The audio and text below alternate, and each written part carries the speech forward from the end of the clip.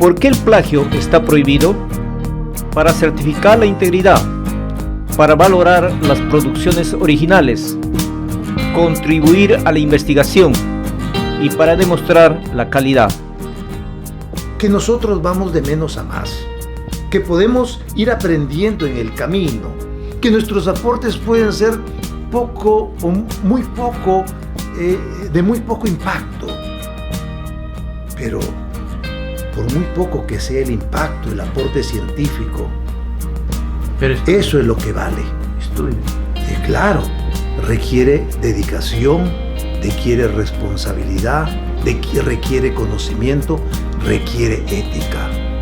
El que hace un plagio es una persona que está en contra de los valores éticos. Doctor Ávila, muy buenas tardes. ¿Cómo está, profesor? Buenas tardes, Juan. ¿Cómo vamos? Profesor, vamos a continuar con lo que dejamos pendiente hace ya unas semanas sobre el desarrollo de una tesis a nivel maestría. Usted sabe que en las redes ha tenido mucha acogida esa diferencia entre hacer una tesis de doctorado y una tesis de maestría. Y esta vez queremos entrar de lleno ya a la cosa práctica. La idea es esta. Con mucho gusto. Adelante. Profesor, yo le he presentado ya hace, como digo, unas semanas, Sí, el planteamiento del problema. Y lo que ahora le he presentado es cómo lo llevamos eso a los objetivos y después al desarrollo ya en sí del marco teórico, ¿no? Sí, mira, estuve revisando la descripción de la realidad problemática, ahora sí está muy bien ajustada, sirve de un buen fundamento para toda la investigación que se pretende realizar. Entonces nuestra tarea el día de hoy sería revisar el problema general y a la vez revisar el título, porque cuando se construye el título de una investigación o tesis, siempre se parte del problema, que se resume en el problema general. Es decir, de todo esto que tú has colocado como descripción de la realidad problemática, se resume finalmente en el problema central o problema general.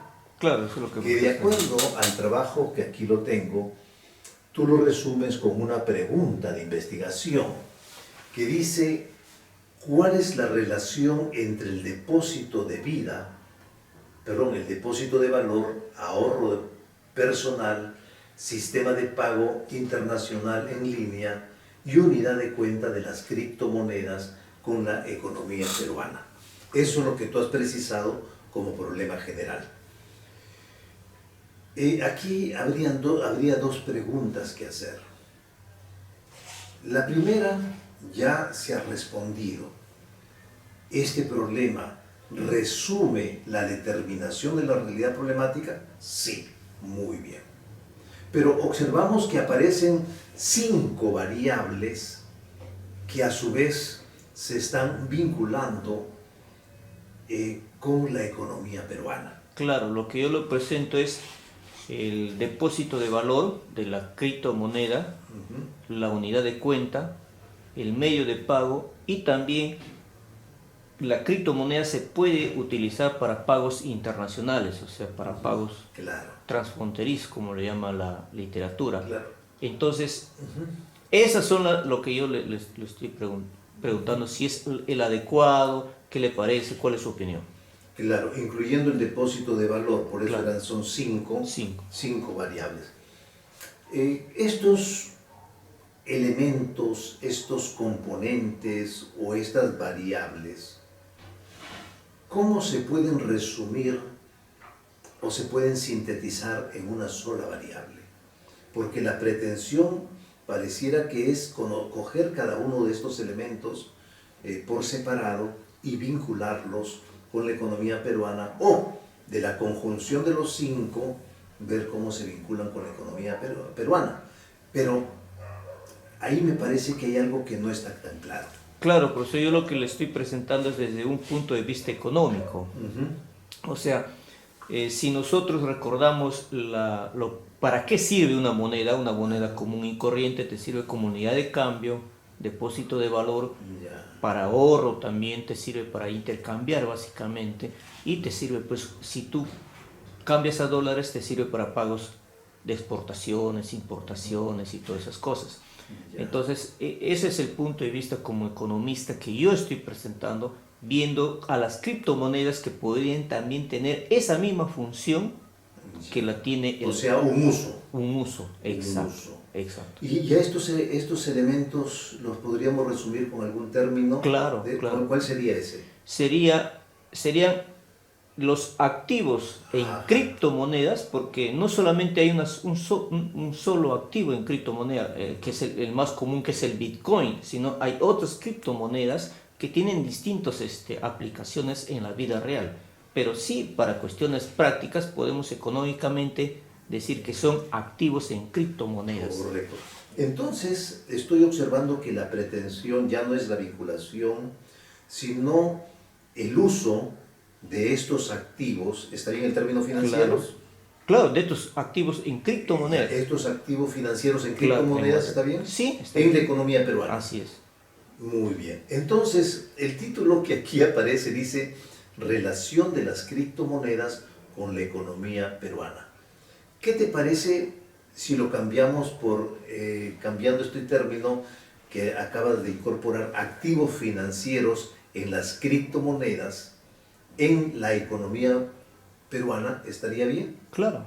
Magnífico. Entonces, cambiamos no tan solo el título de la investigación, ya no va a ser relación de las criptomonedas con la economía peruana, sino activos financieros en las criptomonedas en la economía peruana, ¿correcto? Claro. Y también vamos a tener que cambiar el problema general.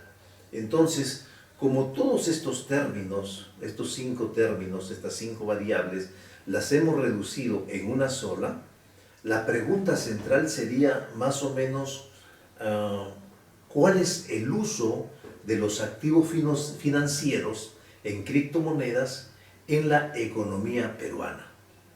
¿Estaría bien? Claro, porque nuevamente, reitero, la criptomoneda ahora ya se está dando a nivel más de uso práctico. Por ejemplo, yo digo en la descripción de la realidad problemática que en Perú ya hay gente que está invirtiendo, que está, por cuestiones de especulación básicamente, está comprando Bitcoin, está comprando Ethereum, está comprando ADA y todas esas cosas. Pero si esto continúa así, bueno, por ejemplo, cualquier persona puede tener una billetera en criptomonedas y pagar por un determinado servicio. Muy bien. Es necesario también precisar un tiempo, un periodo que vamos a abarcar en la investigación. ¿Cuál sería ese? Los 2 últimos años. Los 2 últimos años. Entonces, concluimos en lo siguiente.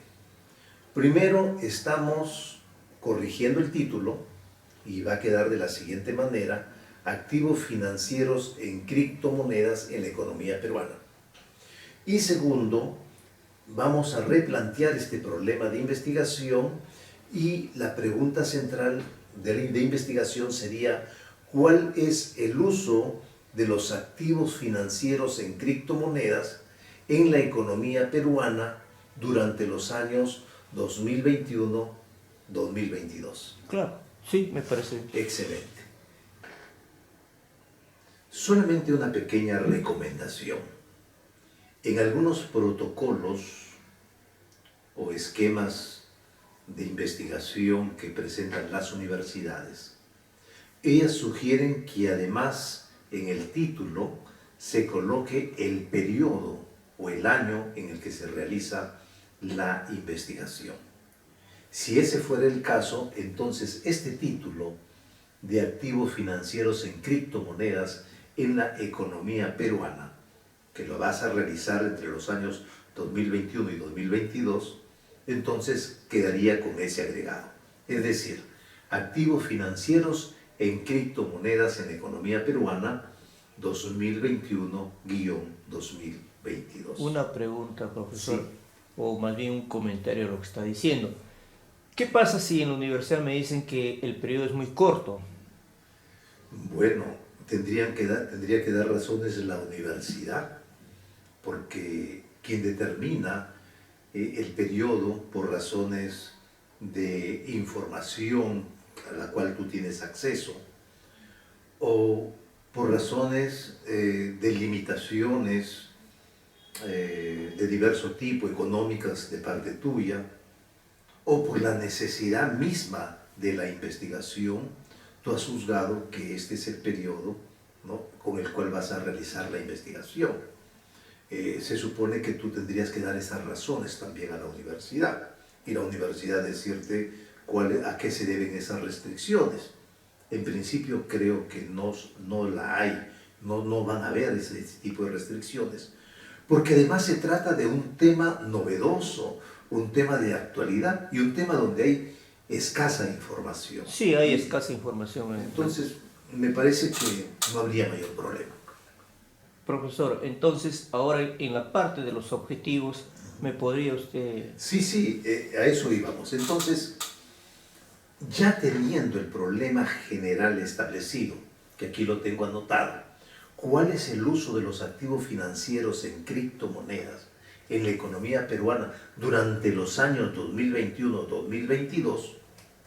Corresponde ahora, ¿no?, de manera alineada, desarrollar el objetivo general. ¿De acuerdo? Igual podría venir la hipótesis a continuación. De eso hablaremos inmediatamente. Y luego también desarrollar los problemas específicos y los objetivos específicos. De estos dos últimos elementos no vamos a hablar en esta oportunidad hasta tener bien precisada la variable con sus dimensiones. Bien, siendo así, entonces lo primero que hay que decir en torno a los objetivos o los propósitos de la investigación científica es que estos nacen, en este caso, del problema general, ¿no? Entonces el objetivo general nace del problema general.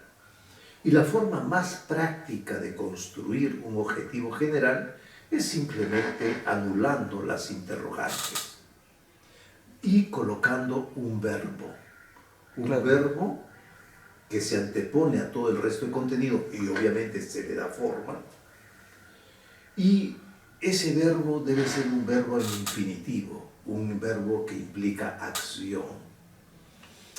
Entonces, aquí ya tenemos una idea de qué verbo vamos a colocar, porque la pretensión tuya es conocer acerca de ese uso que se le viene dando a los activos financieros en criptomonedas en la economía peruana. Entonces, esa sería nuestra pretensión al construir este objetivo. Pero yo te haría una pregunta adicional. Una vez que tienes este conocimiento, ¿qué pretendes hacer con el mismo? Claro, me puede servir de base, profesor, para proponer al final de la investigación innovación financiera Ajá. en criptomonedas, o mejor dicho, innovación financiera utilizando activos en criptomonedas. Ejemplo, no solamente se puede reducir la criptomoneda al uso en compra y venta, en ahorros o en esas cosas, sino que se pueden dar desarrollo de instrumentos financieros que, por ejemplo, títulos valores basados o sustentados en criptomonedas o en la blockchain, ¿no?, que son más rápidos, más eficientes, más baratos que los activos financieros tradicionales en el sistema financiero peruano. Entonces, eso se puede dar. Se puede dar, por ejemplo, el nacimiento de todo un abanico de instrumentos financieros en criptomonedas y también en tokens digitales, que sirve también para que la riqueza o el uso de las criptomonedas se manifiesten, o sea, la gente lo vea en ese sistema financiero. Nos puede servir, por ejemplo, para hacer innovaciones en el campo, por ejemplo, de nuevas monetizaciones, ¿no? y yo puedo monetizar, por ejemplo, este video utilizando criptomonedas, podría monetizar inclusive mi experiencia laboral o mi experiencia profesional con criptomonedas, en fin, nuevas formas que en estos momentos no vemos. Yo observo en lo que tú dices, y quiero que me ratifiques para construir este objetivo, algunos elementos. Por ejemplo, uno de ellos es que tú pretendes proponer la optimización de estas innovaciones o proponer nuevas innovaciones financieras. ¿Estamos en lo correcto? Sí, correcto. Muy bien. Y eso es importante porque toda investigación por naturaleza es propositiva. Y aquí se le está dando un sentido, ¿no?, de buscar alternativas de solución a la problemática que se plantea.